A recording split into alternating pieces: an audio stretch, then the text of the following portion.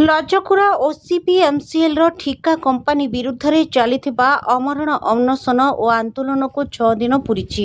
ତଥାପି ଦାବି ଶୁଣୁନାହିଁ ପ୍ରଶାସନ କିମ୍ବା କମ୍ପାନୀ। ଅନଶନ ଯୋଗୁଁ ଅମରଣ ଅନଶନରେ ବସିଥିବା ଜଣେ ଶ୍ରମିକଙ୍କ ସ୍ୱାସ୍ଥ୍ୟାବସ୍ଥା ବିଗିଡ଼ିଛି। ନୂଆ କଣ୍ଟ୍ରାକ୍ଟର ପୁରୁଣା ଶ୍ରମିକମାନଙ୍କୁ ନିଯୁକ୍ତି ଦେଉନଥିବାରୁ ଏହାର ପ୍ରତିବାଦ ସ୍ୱରୂପ ଶ୍ରମିକମାନେ ଇବ୍ ଭ୍ୟାଲି ମହାପ୍ରବନ୍ଧକଙ୍କ କାର୍ଯ୍ୟାଳୟ ସମ୍ମୁଖରେ ଆମରଣ ଅନଶନ କରି ବିକ୍ଷୋଭ ପ୍ରଦର୍ଶନ ଆରମ୍ଭ କରିଥିଲେ। ତେବେ ଏହି ବିକ୍ଷୋଭ 6 ଦିନରେ ପହଞ୍ଚିଥିବା ବେଳେ ନୀଳକଣ୍ଠ ମାଇନିଂ କମ୍ପାନୀ ଅଧୀନରେ ଥିବା ଲଜକୁରା ଓପନ୍ କାଷ୍ଟ ପ୍ରୋଜେକ୍ଟରେ ଅନେକ ଶ୍ରମିକ ଦୀର୍ଘ ଦିନ ଧରି ସୁପରଭାଇଜର ଓ ହେଲ୍ପର ଭାବରେ କାର୍ଯ୍ୟ କରି ଆସୁଥିଲେ।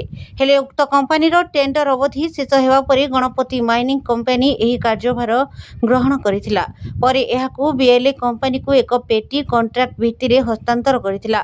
କିନ୍ତୁ ନୂତନ କଣ୍ଟ୍ରାକ୍ଟର ପୁରୁଣା କର୍ମଚାରୀ ଏବଂ ଶ୍ରମିକମାନଙ୍କୁ ନିଯୁକ୍ତି ପ୍ରଦାନ କରିନଥିଲା, ଯାହା ଫଳରେ ଶ୍ରମିକମାନଙ୍କ ମଧ୍ୟରେ ଅଶାନ୍ତି ଦେଖିବାକୁ ମିଳିଥିଲା। ଏହାସହ ଅଶାନ୍ତି ବିକ୍ଷୋଭର ରୂପ ନେଇଥିଲା। ଶ୍ରମିକମାନେ ନିଯୁକ୍ତି ପ୍ରଦାନ ପାଇଁ ଦାବି କରିଛନ୍ତି। ଦାବି ପୂରଣ ନ ହେଲେ ଏହି ବିକ୍ଷୋଭ ଅଧିକ ତୀବ୍ରତର ହେବ ବୋଲି ଶ୍ରମିକମାନେ କହିଛନ୍ତି। ବିକ୍ଷୋଭକୁ 6 ଦିନ ପୂରିଛି।